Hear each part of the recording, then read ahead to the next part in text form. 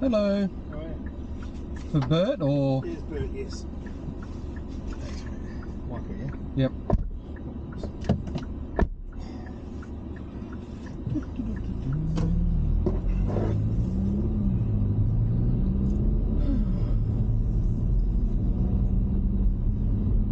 Nice warm one today for you?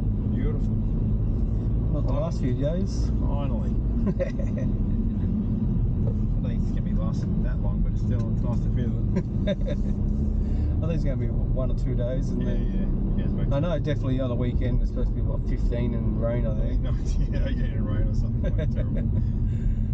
Well, I think they're expecting a pretty horrible, when I say horrible, like hot, dry, fiery summer. So I guess we might as well get as much rain as we can. Yeah, that's it.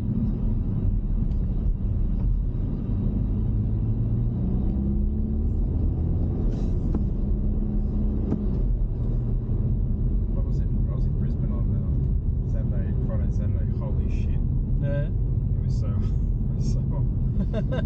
It's okay, it's like 32, 33, yeah, it's not that bad, but the humidity's about 140 and it's like walking around in soup. It's just so fucking sticky.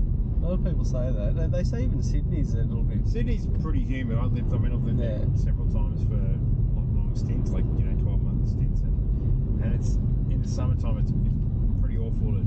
Yep. You can't dry your clothes. You can't. It's like it's one of those places where you just can't get anything dry. What? Because of the humidity. It's really? So humid. Yeah. But Brisbane's like times that by 10. Oh yeah, it's fun. So your clothes will end up wetter than what they were. Well, yeah. so I work in theatre and stuff. So it's like you get your costume and then it'll be washed overnight or whatever, and then they'll try and dry them by the next day. Like if you got a matinee the next day, and often your costumes come back damp because they just haven't been able to dry it properly.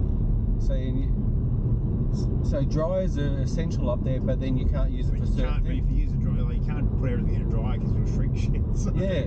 You've got to hang stuff. Certain material, yeah. Yeah. So it's interesting.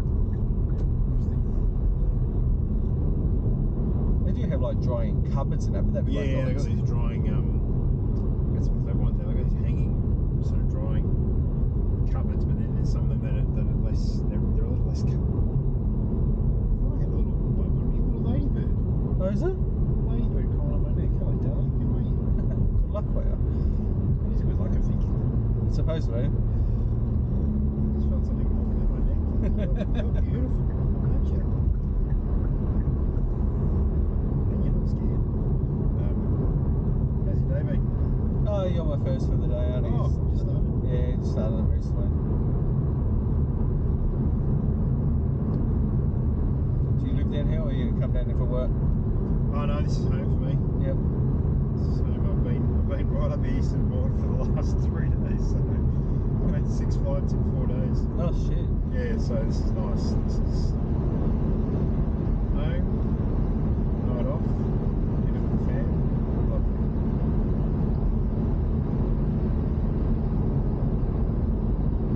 Are you still on home or are you? I was 99% of my time of my life, but I lived in say Norlane, Corio, Ocean Grove, Port Arlington, all that kind of stuff. But now, 2 years ago, I moved to Werribee, so. Oh, okay. Which I like, but I know Geelong.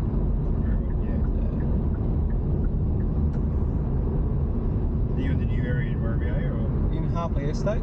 Yeah. And they're building that up big time at the moment. Is that the one that you can see from the freeway?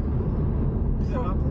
Pardon? Isn't the one you can see from the freeway as you're driving? You probably could. I'm not sure actually. I've never. The outskirts of that, or like if you go along, what's the road that main drag is in exit? What's that one called? You know where there's the servo on the corner up there. Yeah. You take that, and then there's got Riverwalk on the side. On the right. Yeah. Oh, you're on the left, are you? Yeah. There you go. Past there's a 7-Eleven. Yep. You turn left there, and then you follow that around, go over the railway tracks, and then go. Right. I know where you are. Go left again. But they're building. Past the racecourse there. Yeah, but further that way. Okay. And so they're building a shopping centre there at the moment, like a small shopping centre. Coles, Dan Murphy's, Macca's, cafes, and all that kind of stuff. Way back in the day, 20 plus years ago, I used to put in swimming pools in between gigs. That whole area was just boom, starting to come up. And I can't remember how many we've put so many pools in that area. And then, do you know Alfred Road? Yeah. Yeah. Well, right at the end of that, where there's not where the 7-Eleven is, the other end, right at the other end, is Browns Road, I think it is. Oh, yep. They're doing just started about a week or so ago, putting a sports complex in there. It's going to have like a walking track. Yeah, brilliant. It's going to have everything there. Well, Eagle Stadium's so fantastic. Yeah.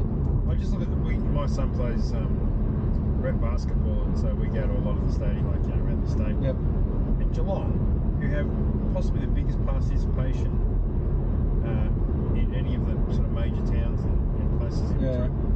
Just the shittest facilities you've ever seen. What? The arena and the arena's fine, right? The arena's only got 4 courts on it, and it's old and it leaks and it needs a bit of work. And they've done a little bit of work to it, and they've fixed the leaks and stuff, and they've resurfaced the courts and whatnot. But there's still only 4 courts, and then they built this horrible thing out in Belmont. 6 courts, but it's basically just an airline hangar. No. With 6 courts, no aircon, no. Oh, it's the worst facility you've ever seen. There's no seating. It's just 6 courts jammed really close together. And I'm like, and you go anywhere else, you think, why would they spend their money on this bag of dicks? You need to go inside now. You get a bit frantic. Are you still playing with it? Yeah, she's crying from finger to finger.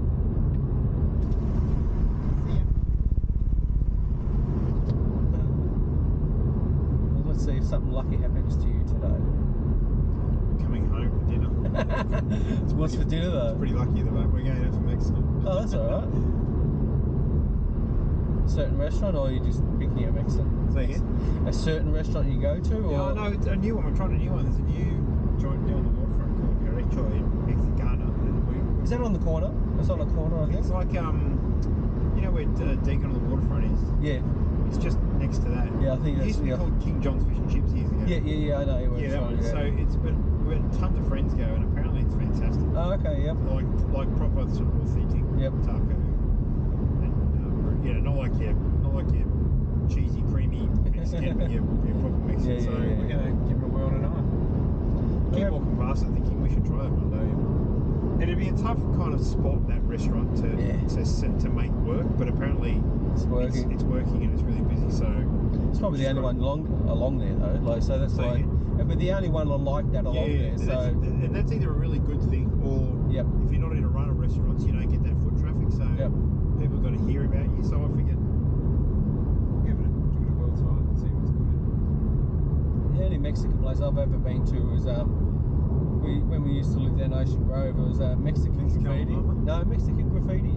Oh, Mexican Graffiti, the one out on the was on Grub Road. Yeah, Grub Road. Yeah. I think it's still there. Is it still there or not? Because there's one in town. There's one in Moorable Street. No, one in is it Bellarine Street or Yarra Street. I think there's one in Yarra. It's in Yarra Street. Yeah. That was the original, and they built another one in Grub Road. And it's still there. Yeah. Oh, okay. I just remember going there and having like a chili con carne, but you eat the bowl, like that's made out of. Yeah, that's right. The bowl was made of tortilla. Yeah, that was cool. I used to go and have this thing called a chicken flauta. I don't even know what it was. I've never seen it on another Mexican menu in my life, so they have it tonight.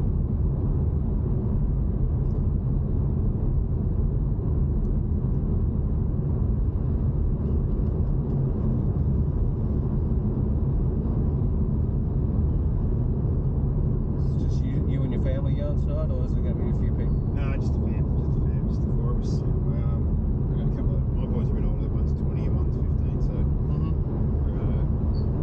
the family dinners are. Well, they're not rare. They're actually quite. We get together once a week at least now. The older boy's got a girlfriend and works a lot and down at the house more. And the youngest is does a lot of sport. And I work nights because I'm doing a show at the moment. So Monday night dinners kind of sacred, which is good. We're good to catch up and chew the fat. So what kind of show and work do you do? Like, is it like, I'm currently doing Moulin Rouge. shop in. Oh, okay, yeah. In Melbourne, yeah. I've seen the movie with Nicole Kidman. And, yeah. So it's similar to that. Yeah, it's basically the musical version of that on stage. So okay. There's a few significant changes. Yeah. But it's Baz's kind of vision. Yep. And then taken by Alex Timbers, the Broadway director, kind of reimagined it. I've only joined for the return leg of Melbourne. Mm-hmm. The last 6 months here, so we've got a couple of months to go. It's going alright, like. Oh my god, mate! It's just.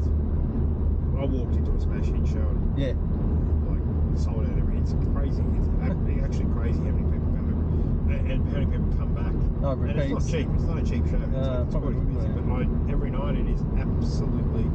And where is it again? At the Regent. So it's like it's 1,800 seats a night. Yeah. You know, it's a big old. It's a massive show. It's pretty amazing. Like I was asked to do it originally back 2.5 years ago. I was shooting a series and I couldn't do it. And then I got asked to do the tour that they did from Brisbane, Perth, and Melbourne, and then the return to Melbourne. But I was like, Perth's too far away. I'm past that now.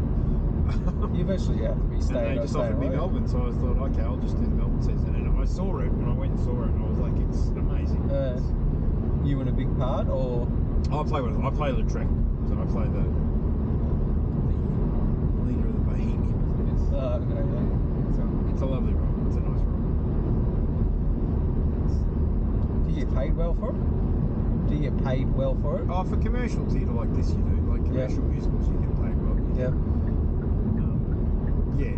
Like big commercial jobs do, and you know, it relies on the fact that they're successful, and then they'll pay you well. So they take a big punt at the beginning, but and if they're successful, then they make money and cast get paid well.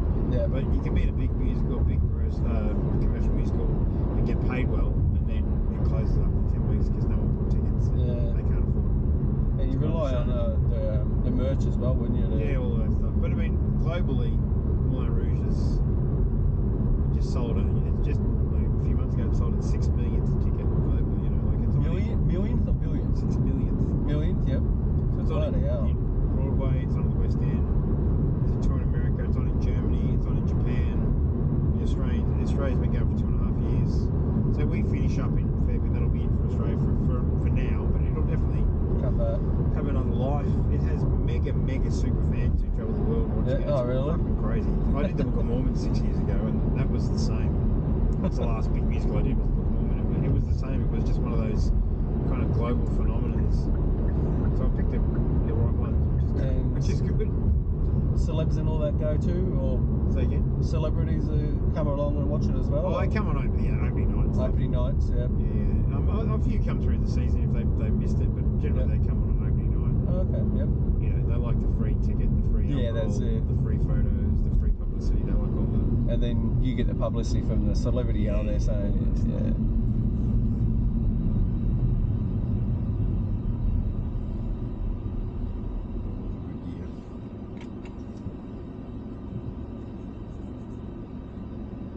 So do you know if, say, Nicole Kidman's ever been to watch a version of it, like, because she was in the movie? Do you reckon she's gone to the plays and watched it?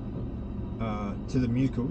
Yeah. She was at the premiere of the Broadway version, I'm pretty sure. Oh, okay. Yeah, I think her and you both went to the premiere of the Broadway version. I don't know if she's seen it in Australia. I don't believe she has. Yeah. Matt Damon caught it in Brisbane. Yep. He was the biggest fan. They're in Australia a lot, aren't they? Yeah, they get up here and film stuff all the time. I'm not sure what the connection is. They I think he's got property in Byron, maybe. Yeah, they're huge fans with Chris Hemsworth. That's right. I think he even lives here more than what he does in America now. Matt Damon? Yeah. Yeah, right.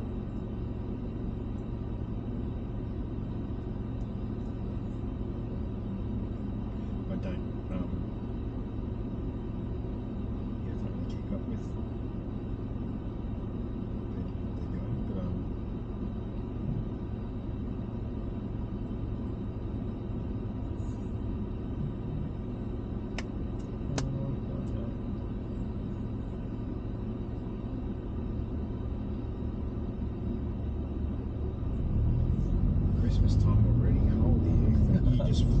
Just flew.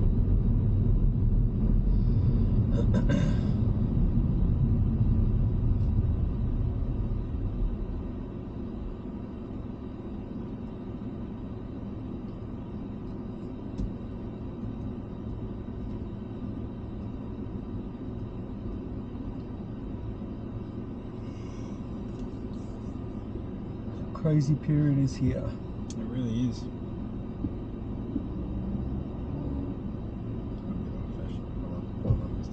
Yeah. Yeah. Is your tree up? Say again? Is your tree up? Yeah, it went up. It went up. November. Well, the last of the 29th, because I was away for the few days leading up to the first. So I've been home for the last sort of 5 days. So yeah. Put it up the day before I left. Oh, okay, yeah. Then so we got it together. Do you do any tradition, or is in? Nah, we just put it all up. Whack it up. We have a bevy and yep. Put a few tunes on. And kids help, or just you? Yeah. We all do it together. Yeah. Boys love it as much as we do. And even the oldest, even their 20-year-old there, he was there putting the star on. We lost a daughter in between our two boys, so it's a bit of a sort of a thing for all of us together. So it's nice.